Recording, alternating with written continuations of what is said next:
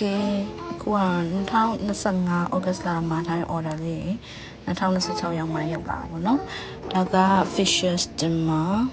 ညနာရေမွေးနဲ့လုပ်တဲ့ဆက်ပေါ့နော်။ဒါညနာတက်တာဒါ mini high flow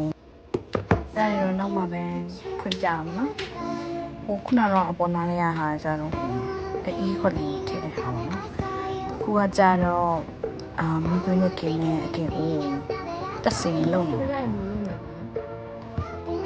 အဲ့လာမြ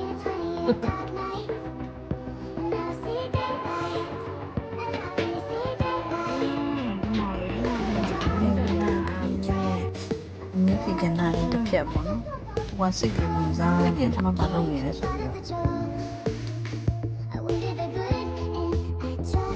ညစင်းအောင်ရွာနဲ့ပြီးဆုံးသွားပါတယ်လို့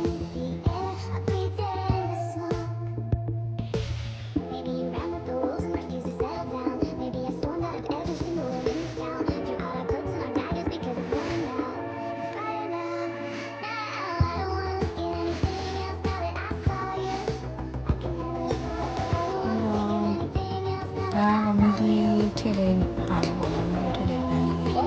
ဒါလက်စိတ်ပါရဲ့အောက်ဆုံးကတစ်စက်နိုင်မှာတစ်စက်အဲ့ဒါလည်းဘယ်နေမှာတရားမှမကြည့်ဘူးပုံစားပြီးနေတာ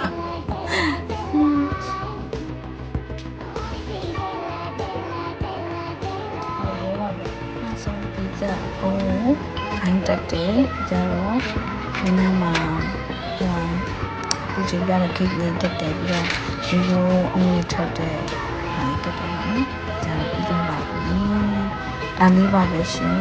လက်စင်တင်ရတယ်မင်းနဲ့တင်